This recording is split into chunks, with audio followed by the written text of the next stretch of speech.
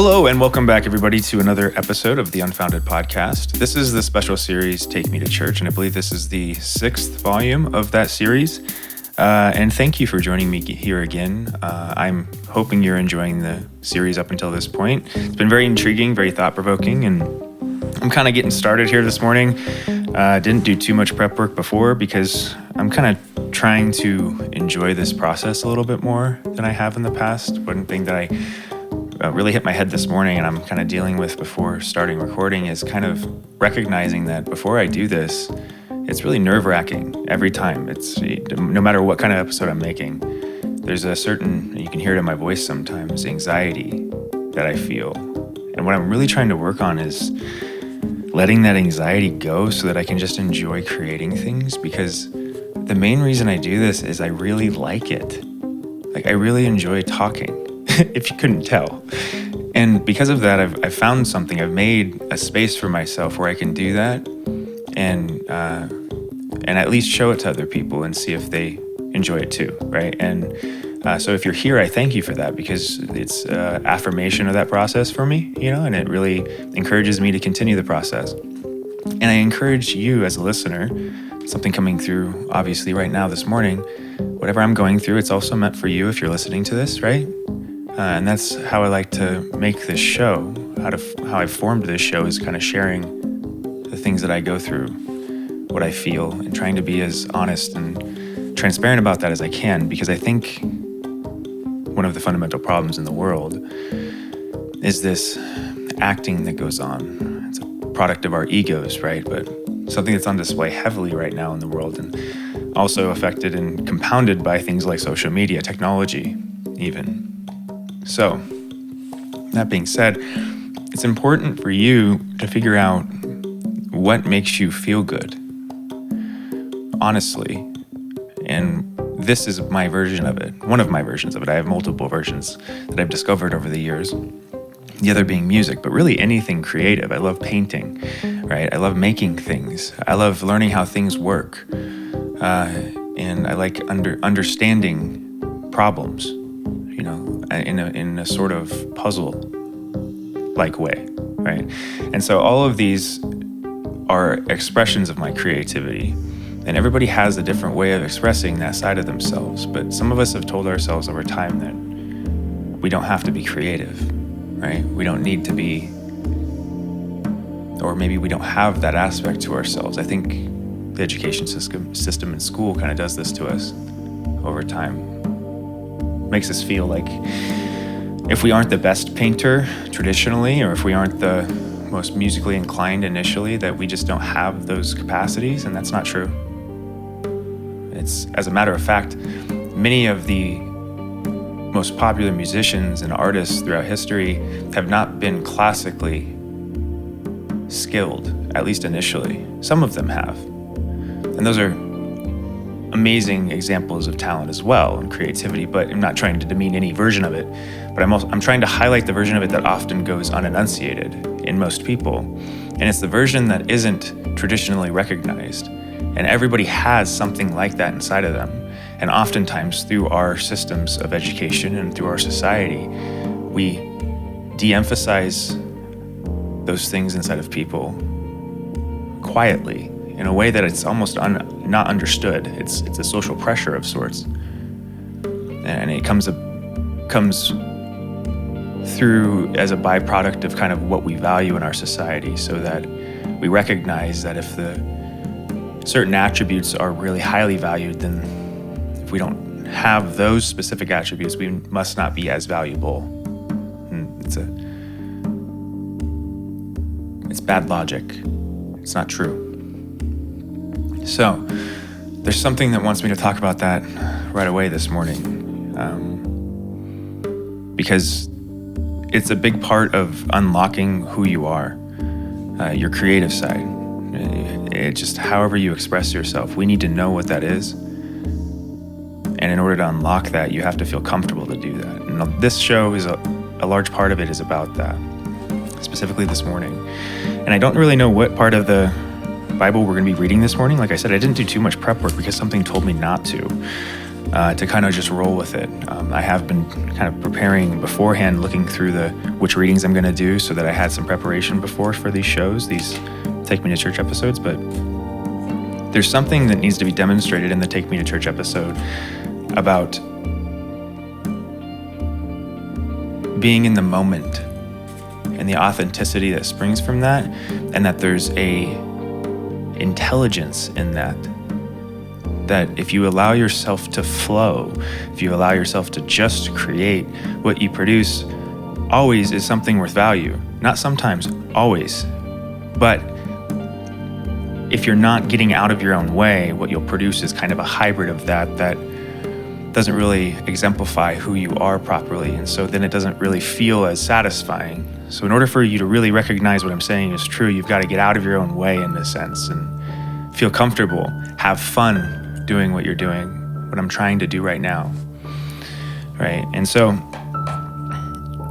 part of what we're all searching for is kind of just being in the moment. And so one of the things that'll throw you out of it is looking for it. You have to just be, right?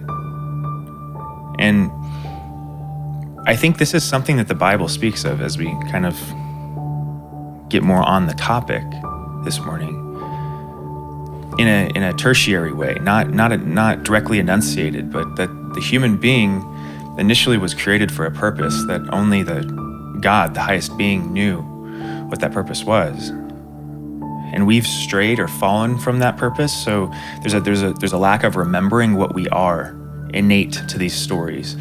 As we've gone from the beginning of Genesis through where we are now, I believe last week we were reading about the Tower of Babel, right? There's these falls that are going on where human beings are slowly and gradually getting further from their creation, or from their creator, from the paradise of that creation.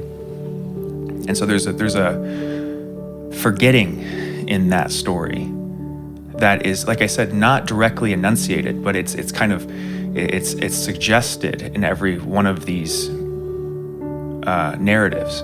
And so I think that there's something in that for all of us that it kind of attaches to what I was talking about at the beginning. In order for us to really understand what our purpose is, we have to get out of our own way, but we have to try to remember something that we've forgotten. And in order to remember something you've forgotten, you have to recognize you've forgotten something. You don't know who you are, right? What a recognition to have. I don't know who I am. And I think one of the most powerful experiences you can have is, as you've heard spoken about quite a bit over the last couple of years, is the psychedelic experiences. And I think one of the reasons those can be so powerful is there's an aspect to them that strips away the ego itself, or the identity that we have right now that lets us think that we know what we are.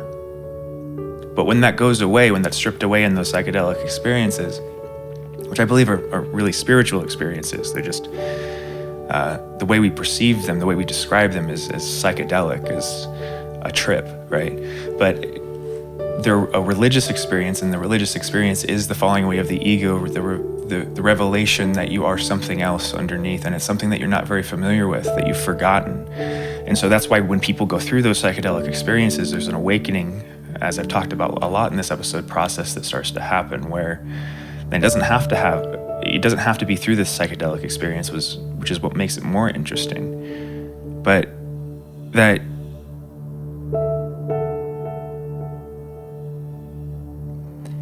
when you have that recognition, I've forgotten something, I've forgotten who I am, then you're in a place where you can try to see what was forgotten. And there is something there, which is what's so interesting. You'll start to find things about yourself. And I think that that's maybe a part of the process that, like I said, the Bible's trying to enunciate here, but it's doing it through a lot of different stories. So we are on chapter 12. And where we left off last week, like I said, is we read about the Tower of Babel. Very short story, but obviously very powerful one, as I hope you walked away from that episode with as well as I did. That the Tower of Babel is a very deep, very metaphoric story, and could be interpreted literally, as we read from the secret teachings of all ages. But that then it goes into kind of this, as the Bible does often, history of the lineage, right? So it goes from the lineage from the Tower of Babel, after the kind of breaking down of the Tower of Babel, and then it goes on to depict the lineage after that. And I believe it goes from Shem. Yes, it goes from Shem. So this is one of the sons of Noah. And it goes through 30 some lines here, 29 lines, and on the 29th line it speaks of Abram. And Abram is the original name of the patriarch of the Abrahamic religions, Abraham. And as we'll learn here as we read forward, Abraham is a name given to Abram once he recognizes something about himself, which I'm actually just connecting myself, ties in very nicely to what we began the podcast speaking about. So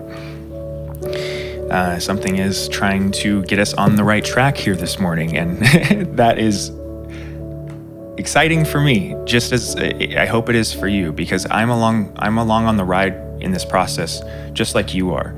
That's one of the things I really want to try to enunciate as I'm doing this show, is that any of the kind of intuitive things that happen, any of those moments of kind of deja vu feeling, or like, whoa, the world looks a little different. If you have those kind of moments, know that while I am making this show, I'm not intending to create those moments. Those moments are being created with whatever I am working with right now, right? It's not me. And it's very important to recognize that for you as a listener, that I'm not doing this. I'm not creating whatever experience you're having. You're doing that, right? And whatever you're working with is doing that. It's through, and you can tell that because you'll get chills on your arm in certain points, right? You'll have, like I said, these weird moments of almost a deja vu-like feeling where the world looks different and you find yourself connecting a dot internally that you didn't know existed. If you have those kind of experiences, know that that is something divine. I would call it God, but whatever you call it, it's talking to you. That's a conversation going on there. And that conversation is something that's also starting to be enunciated in these stories that we're reading in the Bible, right? It's very, very overt in the Abrahamic stories, how that conversation goes on. So let's go ahead and start chapter 12, which is, I believe, where it begins, the story of Abraham, and we'll see what comes of it. Chapter 12, this is on page 17. Now the Lord had said unto Abram, Get thee out of thy country, and from thy kindred, and from thy father's house, unto a land that I will shew thee. And I will make of thee a great nation, and I will bless thee, and make thy name great, and thou shalt be a blessing. And I will bless them that bless thee, and curse them that curseth thee. And in thee shall all families of the earth be blessed. So Abram departed as the Lord had spoken unto him, and Lot went with him, and Abram was 75 years old when he departed out of Haran. And Abram took Sarai, his wife, and Lot, his brother's son, and all their substance that they had gathered, and the souls that they had gotten in Haran. And they went forth to go into the land of Canaan, and into the land of Canaan they came. And Abram passed through the land unto the place of Shechem, unto the plain of Moreh, and Canaanite was then in the land. And the Lord appeared unto Abram, and said, Unto thy seed will I give this land. And there builded he an altar unto the Lord, who appeared unto him. And he removed from thence unto a mountain on the east of Bethel, and pitched his tent, having Bethel on the west, and Hayan on the east. And there he builded an altar unto the Lord, and called upon the name of the Lord. And Abram journeyed, going on still toward the south. And there was a famine in the land. And Abram went down into Egypt to sojourn there, for the famine was grievous in the land. And it came to pass, when he came near to enter into Egypt, that he said unto Sarai his wife, Behold now, I know that thou art a fair woman to look upon. Therefore it shall come to pass, when the Egyptians shall see thee, that they shall say, This is his wife. They will kill me, and they will save thee alive. Say, I pray thee, thou art my sister, that it may be well with me for thy sake, and my soul shall live because of thee. And it came to pass that when Abram was come into Egypt, the Egyptians beheld the woman that she was very fair. The princess also of Pharaoh saw her, and commended her before Pharaoh. And the woman was taken into Pharaoh's house. And he entreated Abram well for her sake, and he had sheep and oxen, and he asses and manservants, and maidservants and she-asses and camels. And the Lord plagued Pharaoh and his house with great plagues because of Sarai, Abram's wife. And Pharaoh called Abram and said, What is this that thou hast done to me? Why didst thou not tell me that she was thy wife? Why saidst thou, She is my sister? So I might have taken her to be my wife. Now therefore behold thy wife, take her, and go thy way. And Pharaoh commanded his men concerning him, and they sent him away, and his wife, and all that he had. And that is the end of chapter 12. A very, very, very interesting chapter. Like I said, I didn't know that was the one that was coming up. So I'm along on the ride with you here. But here, let me take a drink of coffee here for a second.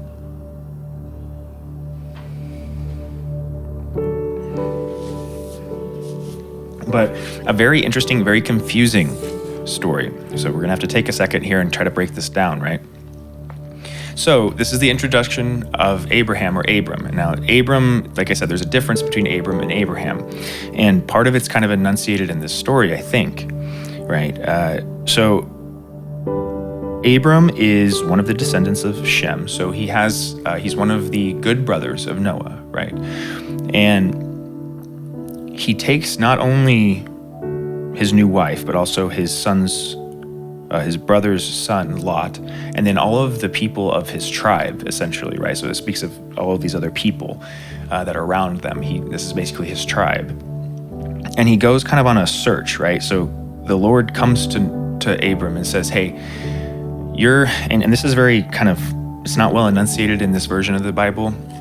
Jordan Peterson does a very good job describing the story of Abraham if you're ever curious and you want a really in-depth breakdown of it. But Abram at this time is an old man, not an old man in biblical terms because they live a long time in Genesis, right? 500-600 years sometimes. But he's in his 70s, right? So he's in his 70s, he's still living in his father's household, right?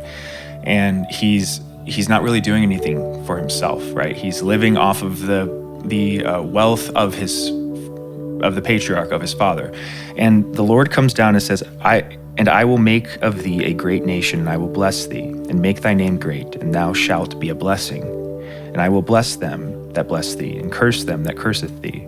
And in thee shall all families of the earth be blessed. In the very beginning it says, Now the Lord had said unto Abram, Get thee out of thy country, and from thy kindred, and from thy father's house, unto a land that I will show thee, right? So he's saying right there, the Lord comes through, and it's kind of a stern thing. It comes through to Abraham and says, hey, what are you doing? Get up. Get out there. There's something out there for you. And Abraham's kind of like, why do I have to get up? I have everything I need. And then right here, he kind of enunciates, I'm making a covenant with you. I promise you, if you go out into the world, you take your family and you start to do something for yourself instead of living off of other people, you will become something great. And the people, not only you, but your family and the people, the children that come from your family will be great because of it. I will bless thee. Right? So this is speaking of a certain covenant specific to Abraham and his family, his lineage, but also it's a conversation, a higher level conversation that we can all take from. It's God talking to all of us saying, there's something out there for you in the world, right? In order to understand or to really fulfill who you are, you have to be able to go out and grab that. You have to stand up on your own. You have to take care of yourself. You have to get out of your father's house, right? And this is very deeply meaningful to me, right? Because right now I am living in my father's house. This is very literal to me, right? And this is something that I'm working on very hard. My parents' house, right? Not just my father's house, but it's something that really weighs on me heavily because I've been here for a couple of years now, and there are reasons for that, right? I'm not here to try to be hard on myself either. I've gone through some things in my life that some big hurdles and obstacles that really threw me for a loop, and to be as transparent as I can be, broke me for a while. And it's taken me years of having people like my parents who are willing to support me when I need it, so that I can properly heal from that and get back out there, right? And that is why this is just so that I can be as transparent and honest with you as a listener. Like, this is real for me, and whatever way it's real for you, that's God talking to you. There is a version of this for you as well, even if you have your own house, right? Even if you're supporting yourself to a certain degree, there's something in this message for you that maybe even I can't see because I don't have that same experience. But in this moment, and I can feel it right now, there will be something that will show you what that is if you let it, right? So Abraham, the next section says Abraham departed. So he said, okay, Lord, I will take this covenant. I will have faith in at least this part. And he goes out and he starts to search, right? And he took this, and it's not just him. So this is kind of a big thing. He has to say, hey guys, we're not just going, here, hold on one second, because that's the ending song. I have some songs playing in the background, and it triggered one that kind of throws me off. He has to convince those other people, right? So like, imagine you're not even really sure yet yourself, but you have to go and say, okay guys, like out of nowhere, let's all get up and just go out there. And the Lord came to me and said that there's going to be something better out there than we have right now. And like, you already have it good. In their times, like, he has everything he needs, right? And they all have everything they need. So it's really kind of a crazy thing to do. And it demands, it's one of those first acts of faith, that a test of sorts that God is putting Abram through. But it's not really best to think of it as a test, because he's not, I don't think there's an intention to, there's no desire from the divine for you to fail at that, right? It's more of a proposition that the Lord knows you have a capacity to answer a call, right? You've heard this term before, I'm sure. And that call comes to everybody in a different way, but this is a version of that calling. It's one version of that story, kind of the original version of it. In Abraham, well, actually, if I had to go to the original, it'd probably be Noah biblically, right? But another version of that story, right? So you see how these stories are layered on each other, and it keeps repeating the same narrative. Not always exactly the same narrative, but as it introduces a new one, then there's another version of it that builds on it as we move forward, kind of expands on the idea and zooms in. The resolution goes up as we tell more versions of the story, so that we can have a more diverse understanding of what it means for us as human beings, not just one individual. And he specifically goes to Canaan. Now, I want to do a little research here real quick before we move on, because I don't know. I've spoken before on the podcast, and I want to kind of catch myself and try to go back and double check things that I've said, if I've said something just intuitively, to make sure that I'm not giving you false information. But I've spoken about Canaan. I believe Canaan is the land that's referred to like the modern day Holy Land. It was kind of the original land of Canaan. I'm not sure, so let's double check that. Now, I am on X. I'm going to use Grok this time, and let's see what Grok has for us. Give me 1 second. I'm going to type this in.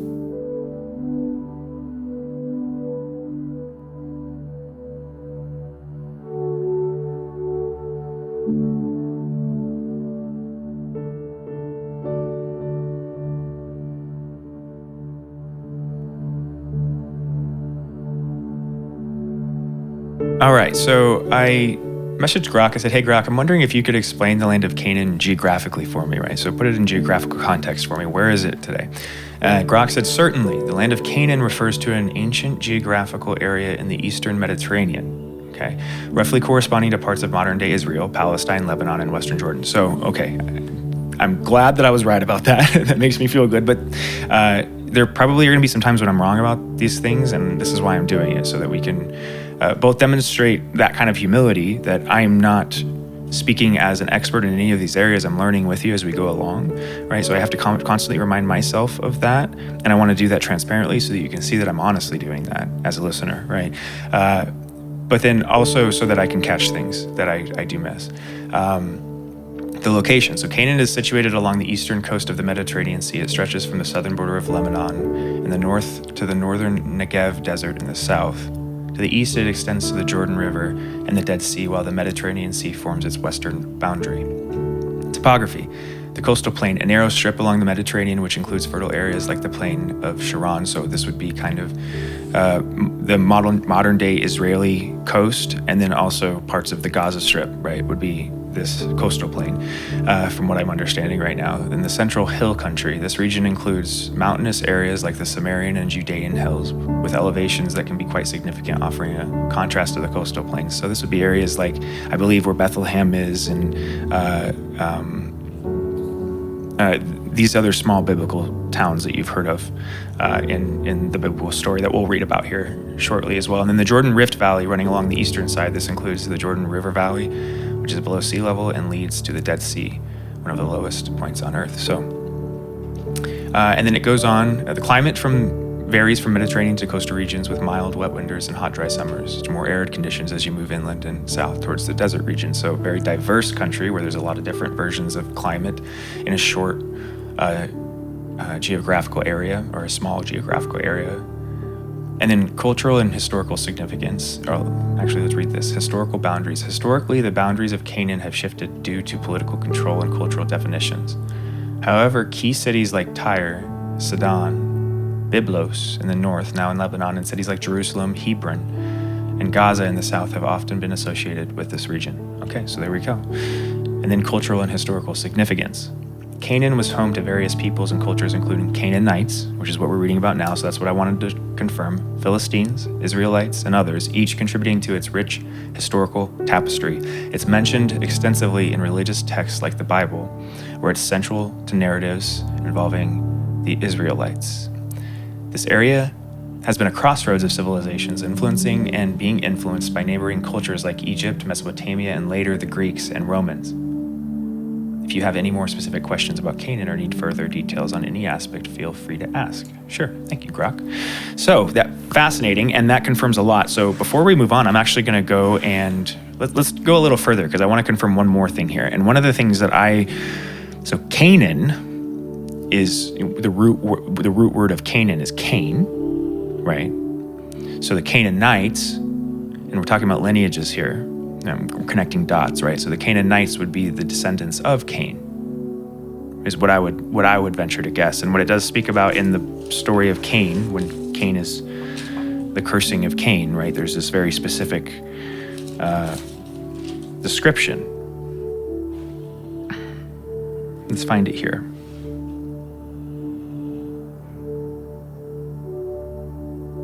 And he said, "What hast thou done?" This is line 10. This is Genesis chapter 4:10. And he said, "What hast thou done? The voice of thy brother's blood crieth unto me from the ground. And now art thou cursed from the earth, which hath opened her mouth to receive thy brother's blood from thy hand. When thou tillest the ground, it shall not henceforth yield unto thee her strength. A fugitive and a vagabond shalt thou be in the earth." And Cain said unto the Lord, "My punishment is greater than I can bear. Behold, thou hast driven me out this day from the face of the earth, and from thy face shall I be hid, and I shall be a fugitive and a vagabond in the earth. And it shall come to pass that every one that findeth me shall slay me." And the Lord said unto Cain, "Therefore whosoever slayeth Cain, vengeance shall be taken on him sevenfold." And the Lord set a mark upon Cain, lest any find him should kill him. And Cain went out from the presence of the Lord and dwelt in the land of Nod on the east of Eden. And Cain knew his wife, and she conceived and bare Enoch. And he builded a city and called the name of the city after the name of his son, Enoch. And unto Enoch was born Arad, and Arad begat Methuselah. So then we go on to the generations, right? So, and I keep on forgetting that Enoch is the son of Cain. That I don't know why I keep forgetting that. But I want to know about this land of Nod. So let's ask him about this land of Nod in this context. In the Bible, here, so you don't have to hear.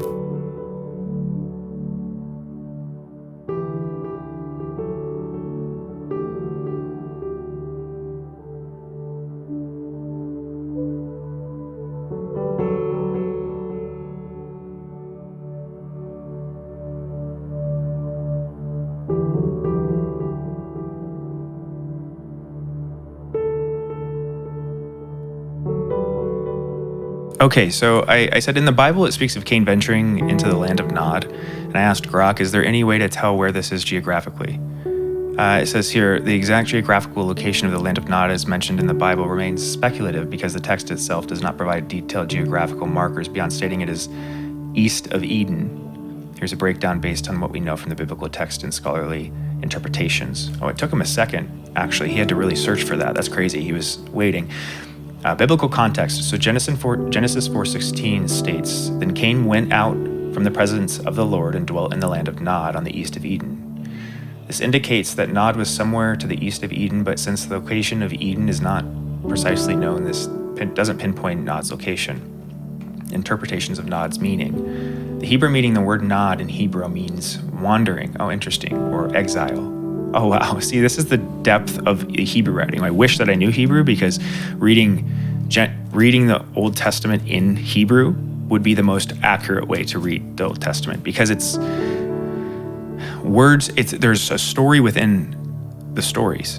There's definitions in Hebrew that are built into each word, and each word is represented by numerically as well. And so you can glean different messages, essentially secret messages, from the words that are written in the original text. Isn't that insane? Which is partially why I think it's been transcribed so many times into different languages, because as you do that, you lose that meaning. And that's probably one of the deepest meanings of the Bible, is that Nod wasn't just a place like to describe geographically. It was the punishment, wandering or exile.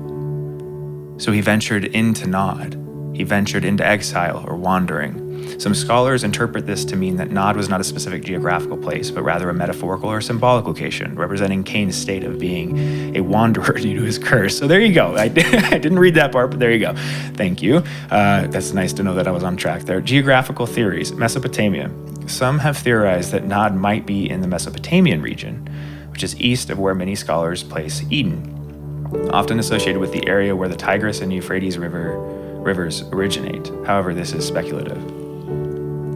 Okay, so that would be essentially Egypt, which is another thing that I was going to say, because it says that he has Enoch, and Enoch is often associated with Thoth, which is an Egyptian god. So it would make sense that maybe what this is speaking of, the first civilization before the flood, was the ones that built the pyramids. That matches up pretty nicely with the ancient aliens theory, doesn't it? Isn't that nuts? And that's the Bible saying that. Isn't that crazy? It's blowing my mind. So Nod could have been geographically Mesopotamia, could have been geographically that region that Egypt developed in. And then Near Eastern lands. Others suggest that it could be any region any region in the ancient Near East where people could have settled or wandered further east from Eden. Okay, so that makes sense.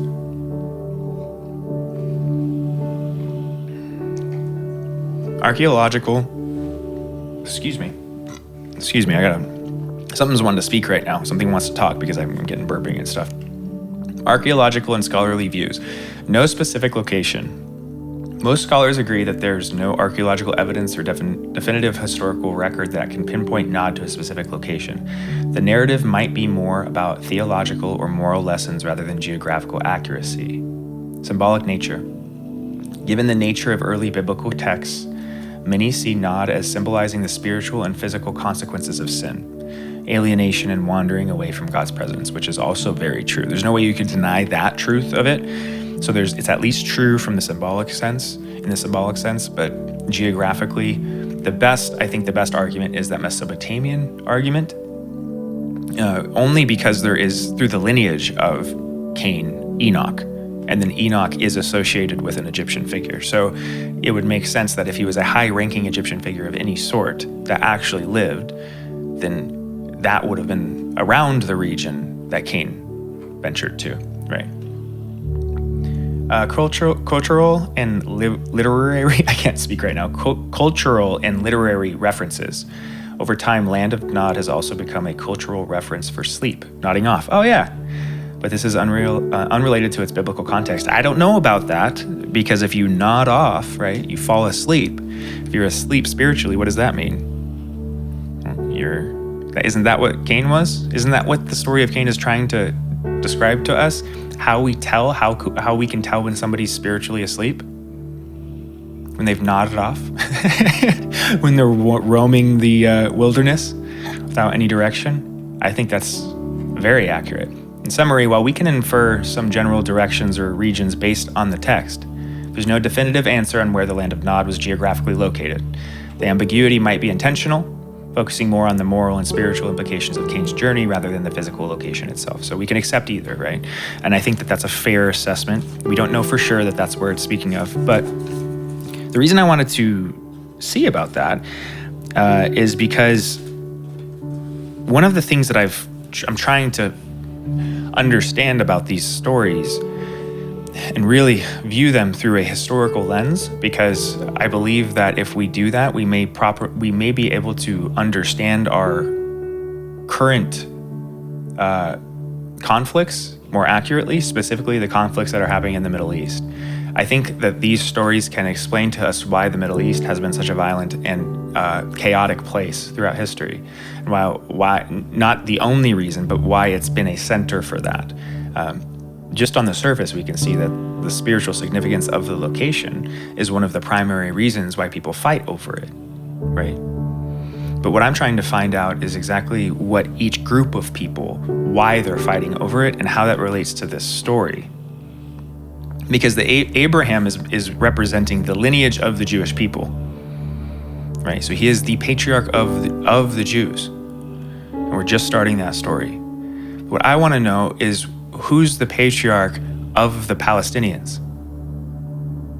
I want to know that. I want to know it historically. I want to know the context, and I want to understand their perspective. I want to understand how those religious traditions developed out of this story, because Islam is an Abrahamic religion. It's referred to that for a reason. And while I don't believe they necessarily line up in belief in the same way that Judaism and Christianity do kind of nicely, in most areas at least, I believe that where they line up is historically, which is why they're referred to in they're from the same story. So it doesn't necessarily mean they have the exact same beliefs, which is the way it's usually interpreted. It means that they're from the same historical location, the same source text. Their history comes from these sources, right? But the problem is in the modern conversation, and I don't want to get too deep into that topic right now in this episode, because that's not the point. This is a Take Me to Church episode. We will in the regular podcast episodes. But that there's something in that. I hope that you can see as well. I don't know what it is yet, but I can tell that if we keep looking, there's something that we've missed here that can help unlock and maybe bring about true understanding of each side and actual peace before destruction. Because we know what happens. It's the same story every time, isn't it? Right? It's no different modern day. We're watching the same story play out right in front of us. Right? And so what we have to do is figure out, how do we, with the power that God made us with, the image of God that we all are created in, if that is the Word, and the Word extends to kind of our ability to shape and mold the world, then me speaking about this, you speaking about it, and us all understanding actually what the most accurate version of it means, it changes the course of human history. It changes the direction we're going. That's actually how that works. The reason it works is because it's divine. You're divine, I'm divine, we all are divine. We have to use that power, and especially if we don't know we have it, we won't use it. We might use it in the negative way, in a way that drags the world down and tries to destroy it, in a Cain-like way, right? I want to clarify something. Just because I was trying to identify whether there's a lineage that is depicted with Cain that connects to the Canaanites in that region, I'm not trying to make a moral judgment here. I'm trying to understand why there would be a division, because the Bible is explaining a division here in people, and we see a division modern day in people, and it's in the same region. And a lot of it's over the same stories, disagreements over the same stories. So I would be stupid to deny that, to not look there. And it kind of begs the question, why haven't we done a better job of this up until this point? Is it just cowardice? Are people just afraid to ask the question because they're worried that people are going to misunderstand why they're asking the question and call them xenophobic? Because I hope you can understand that's in no way my intention. And I hope I'm being transparent enough so you can feel that, not just hear it. You can feel it. I want to know because I want to solve the problem. Because everybody deserves to be seen. They all, it makes me emotional, have that same spark I started the podcast speaking of. And it's not being recognized right now. And it's because we are ignorant, because we're cowards, because we won't look in the places where the proof is. So if you're doing that with me right now, give yourself some credit and be proud in who you are, because it is not easy to do, and it takes courage.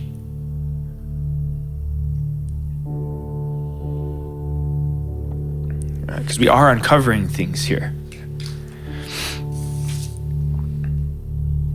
Because part of what the story develops into is kind of, if I understand right, there's a combining of the tribes, right? There's what's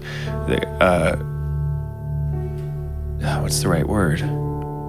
Integrating of the societies that goes on, which is, I think, why there's a common thread in some ways too, historically, Abrahamic traditions. But in this story, as the Jews come into the land of Canaan and end up settling there, the Canaanites, and I'm not sure about this, we'll have to learn, but they don't just disappear like as a people. The people just don't go away. They become kind of a part of the same people, I think. There's an integration is the word I'm looking for that happens. And I don't know that, again. Let's ask Grok.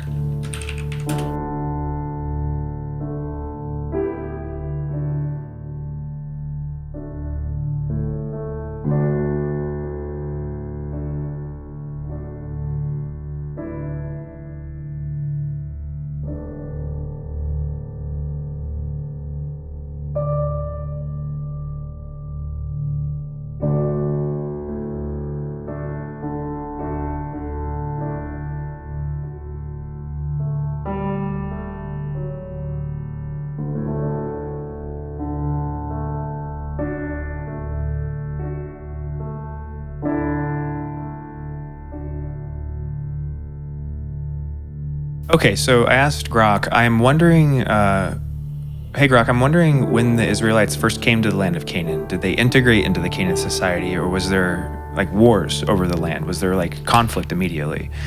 And this is what Grok has to say, and we'll read more about this from the Bible itself, but I just wanted to continue the thought as I was on it there.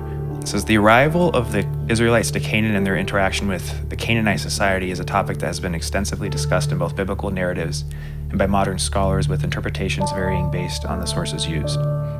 Biblical perspective. Biblical narrative. According to the Hebrew Bible, particularly the books of Joshua and Judges, the Israelites entered Canaan around the 13th or the late 13th or early 12th century BCE. So this is a lot older. This isn't the current centuries, right? This is before Christ. The exact date is debated. The biblical account primarily describes conquest. The book of Joshua describes a series of military campaigns, so there we go, where the Israelites, under Joshua's leadership, supposedly conquered many Canaanite cities like Jericho, I believe is how it's pronounced, Hazor, in a swift and decisive manner. This narrative suggests initial conflict rather than integration, and I believe that's part of the Bible that talks about the holy weapon of the Ark of the Covenant, but I'm not sure about that. That partial integration. However, in Judges and other parts of the Bible, there are indications of integration or coexistence. So both, I guess, is true. Some Canaanites were allowed to live among the Israelites, either as servants or in a separate enclave, so not exactly equal. intermarriages occurred, leading to cultural and religious mixing. So that's more of what I was wondering about. And then the Israelites often adopted Canaanite religious practices, which is cited as a reason for divine punishment in various biblical texts. Okay, so this is becoming much more high resolution as we thank you, Grok. AI is so useful, and you have to be careful with AI because it's not always accurate. So you take it with a grain of salt. But from what I've learned as I've started to use Grok specifically, it is pretty good on most things that you ask it. If you're asking it like a specific historical question or something like that, so that. What I'm starting to recognize is there was kind of a mixture of it. So there is conquest, and it speaks about it at least in the book of Joshua, right? So there is conquest to some degree. So there is conflict, which is, you can imagine, right? I'm sure that every group of people was like, not just, okay, yeah, you live here now. So there was war over the land. Then it also speaks of, but there was also intermarriages that occurred inside of the societies, which also makes sense. That then mixed kind of the religions as well, because as you marry two different religions into the same household, there's conversations that go on, right, about what you believe, and then there's understandings about how there's certain aspects of what you believe and they believe overlap and where they don't overlap, and then you kind of integrate those ideas, and it almost creates new understandings of deity as you do that. So there's a evolution of religion that's going on as this is happening, right? And then you have the other very important part is that a big part of the Bible, and especially a big part of Exodus, is kind of showing that the Israelites have lost they continually lose their way and their connection to God. They get confused by other deities that are usually represented by either like the Egyptian gods or then these other Canaanite gods. This is where like the god Baal and all of these come from in the Bible. These are different tribal gods that, as the Israelites are going through the desert, as they're traveling, they integrate with these societies and they integrate some of those practices, and then God doles out divine punishment as kind of a check, like, hey, no, that's not the real thing. That's what it's trying to enunciate, at least in the Bible.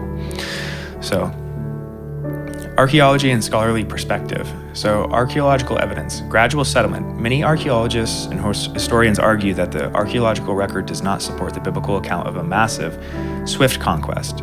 Instead, it suggests a more gradual infiltration or settlement by the Israelites or proto-Israelites, which makes sense.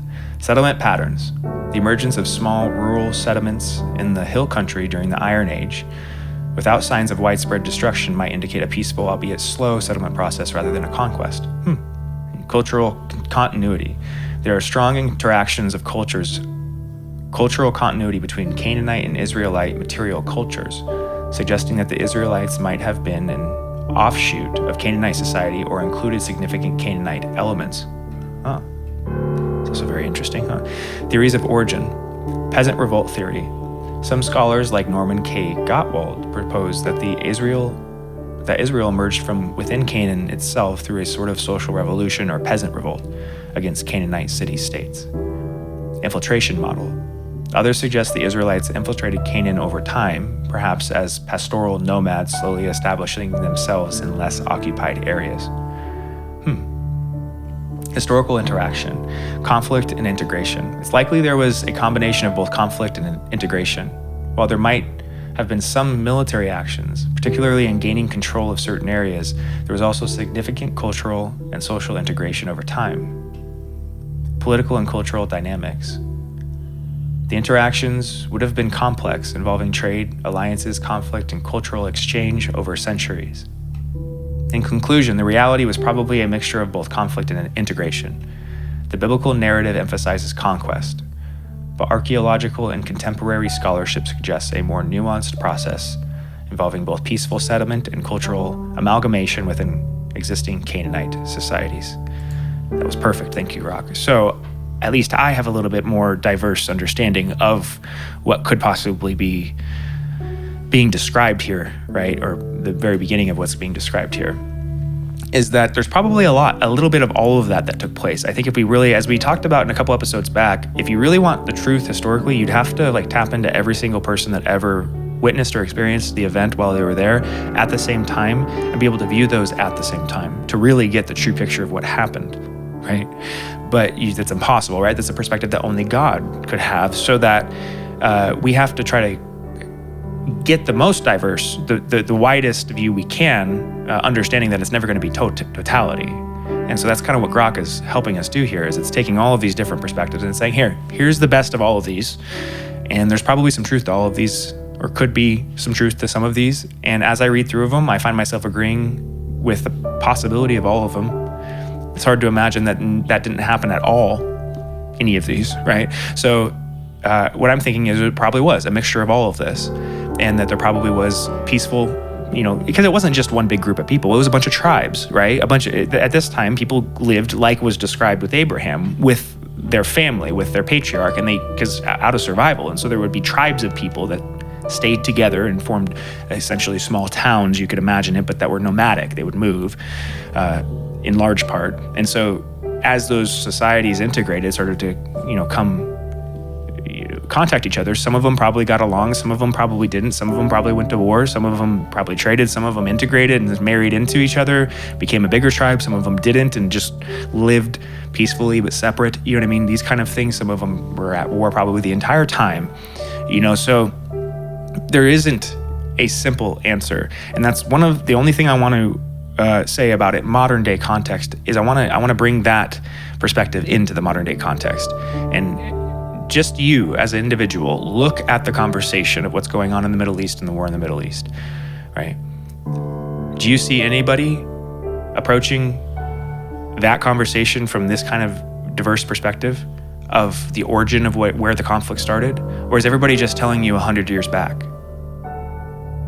Because that's such a small piece of this history. Nobody's connecting. Very few people are connecting that this is a religious war that is going on. Quite obviously, I have no idea how that's not being enunciated, but it's quite obviously a religious war. That's what it's being fought over, right? The land is holy to everybody that is involved in this conflict, whether you're Christian, Jewish, or Islamic, right? It is a holy war. It is the holy war, right? And it's been fought since this time, since Abraham. We are reading the very beginning of that war right now. Isn't that fascinating? And that is 4,000, 5,000, 6,000 years ago. So I think we should start there if we really want to understand what's going on in the Middle East before we venture to a conclusion so quickly, using modern day context to try to obscure the actual truth, which is what most people are doing. And it is, I think, sinful.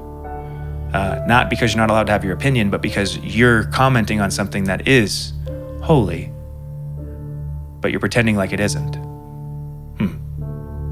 That seems sinful and deceptive, regardless of what side you're on. So that this is a story of judgment. I believe that God is right now sad, to put it mildly, that its children so willingly destroy each other and justify it so easily, right? In a Cain-like way, so that the Canaan spirit is not just confined to one lineage. It is a spirit that travels into all lineages and tries to muddy them.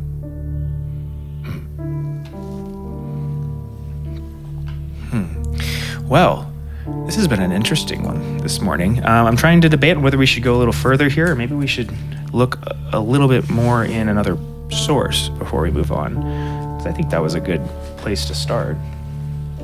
Let me, real quick, go to the back of this Secret Teachings of All Ages. I'm going to go into the in-text, and I'm going to try to find some of these keywords we've been searching up and see what this book has to say about it. So what should I look up first here? I'm thinking maybe Abraham. I'm going to read a little bit more about Abraham, because this is the beginning of the Abrahamic story, and it's so foundational that we need to really learn about who this figure is, place him in context.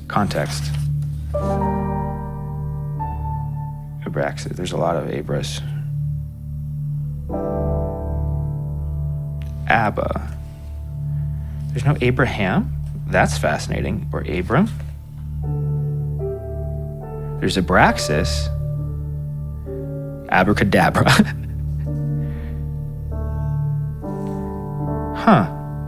So that's kind of, there is Adam. There's so many references to Adam, right? Adam, a prototype to Christ. Adam, a type of the temple. Adam, accredited with power of spiritual generation. Adam, analogy between Sephiroth. And Adam, analogy with C Haram. There's all of these references to Adam, but nothing about Abraham. That's interesting. Or Abram. So let's see about Canaan. Let's see if we have anything on Canaan in this book.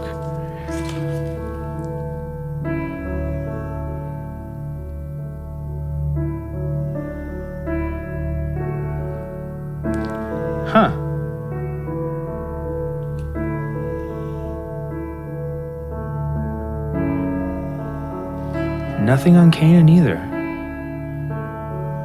That's kind of fascinating because there has been something in this book about all of these other things before that. Nod. I wonder if Nod's in there. We'll look up Nod too. Just bear with me here, guys. I like to kind of do this live just because it lets you know, and I just enjoy the music while I'm doing this and kind of contemplate what we've been talking about, because I think the time is necessary. You know, it's good to have little breaks and little pauses where we can just search for what the next idea is, right? But Nod, let's see here, I don't think is mentioned either. So that must mean that there's not really much of a comment on it from more of the occult side here this morning, which is interesting because there has been up until this point. We've had a lot on Enoch. We've had a lot on, obviously Adam, and we've had a lot on. So there's a part of the story, as you can see, the biblical story, that is kind of very conveniently left out of the occult teachings. And I would wonder why. I just postulate why, not trying to be judgmental.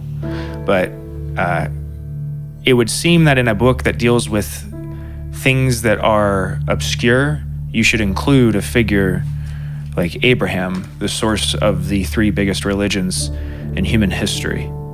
I don't know. Right?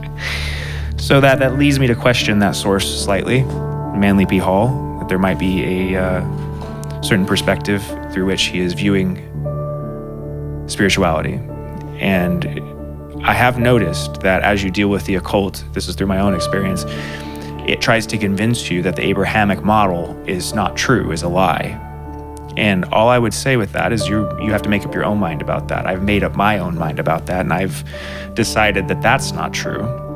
But I've also decided that a lot of the things that the occult teachings speak about are true, and they are real things, and they're important to understand still, even if I don't believe that they're the way to lead your life.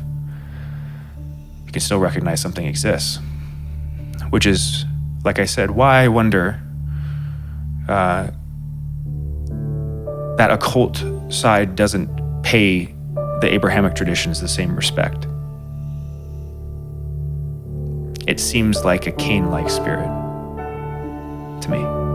Anyway, I think maybe that's where we're supposed to leave this episode. I like just taking little chunks of the Bible here and really trying to digest them. It seems like that's what they deserve.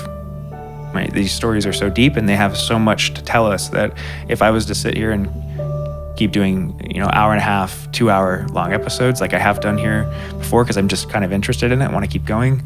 What I've noticed, at least when I listen to it, I don't know about you guys, but that it's harder to pay attention and to keep thinking this deeply for that long, right? It's hard to keep track of all of these different ideas, so that it's better to take little bite-sized chunks. And I think about an hour is about right. So, and we are right at an hour right now. So we're going to leave it here for this episode.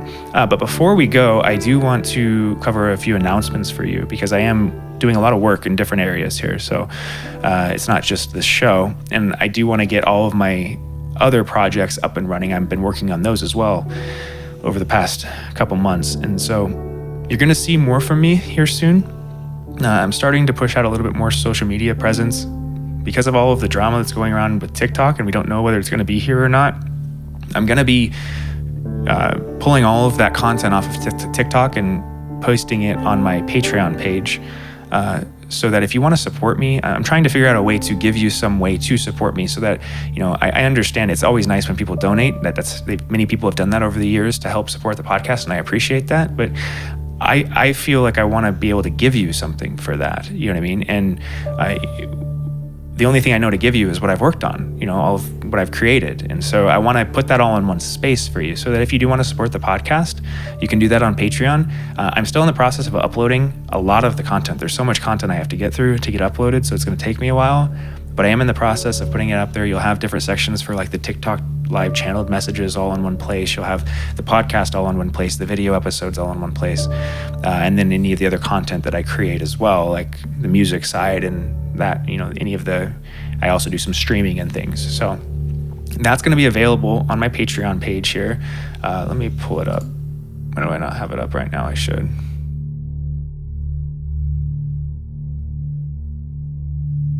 But just search the Unfounded podcast. It's super easy to find. And besides that, just keep following me on all the other social media platforms. You'll see me more out there as well. And I do want to get the live channeled messages going again. I was doing that for a little bit through TikTok and the other social media platforms, and I love the conversation that comes out of that, and like the real time intuitive messages that pop through there. I think it is really useful in demonstrating to people that this is real in human beings, that this is an actual sense that we have. There's another level of perception that we can operate at. And so that show, the channeled messages really help display that. And that's really the purpose of those. So there will be more of those coming here in the future. And then last but certainly not least, one of my biggest projects I've been working on is music for a very long time. Not only kind of building my confidence and kind of working on myself personally so that I'm ready to display that side of myself to the world, but also, getting better at doing it, practicing the form, right? So I've been learning how to create music, how to record music, so that I can do it all myself. And that's taken a long time, but I'm getting to a point now where I have basically a finished product, just a couple little tweaks left to go. And now I know how to do that process. So there's going to be more music coming from me in the future. And one of the things I've been wanting to do for a very long time, since I started this show, is use my own music in the background. Instead of, Creative Commons stuff from Kevin MacLeod that I've been using all these years. While I do appreciate his music, it's absolutely beautiful. It works so well, so intuitively for the podcast. I think there'd be something really special if the whole podcast was actually things that I created. So not only is it me talking to you in this kind of transparent way, but what you listen to is also a different expression of me. And I hope that that's something that would be valuable to you guys. So that's something coming in the distant future. That's a little bit more something to aspire to, but you will hear very soon have my first song released called Gaslight Baby. And I'm really proud and excited to show that to you here in the coming weeks. So with that being said, I want to thank you guys for tuning in to this episode of Take Me to Church. And I want to send you a lot of love and hang in there. I know the world's getting crazy. I didn't really talk about all of the UFO stuff. I haven't, because we've just been focusing on getting this show established, this series. But I want you to know that nobody knows. I made a TikTok episode yesterday, kind of a comical one, saying like, wow, there's a lot of people that are really confident in explaining what's going on right now to you. And all I would say is kind of the suggestion that Joe Rogan gives people if they're ever on stage or they're ever getting nervous and they're doing public speaking, to just imagine everybody as children, because that's actually a more accurate way to understand who they are. I mean, most people are just grown children. So that when you see people trying to convince you that they're experts in areas that nobody could logically be an expert in, just know that it's that child trying to get attention, right? It's a lot of people trying to get as many eyeballs on them as they possibly can, who have been steeped for far too long in the cultural rot of social media. Don't let it influence you. Don't let it scare you. right? It's a time for you to tune into what you actually believe, what you feel inside. And if you bring yourself back to the present moment, you'll recognize that everything's just fine. Right now, you're fine. And you're going to be fine. Believe that. All right. And with that, that's the Unfounded Podcast. Lots of love. Bye-bye.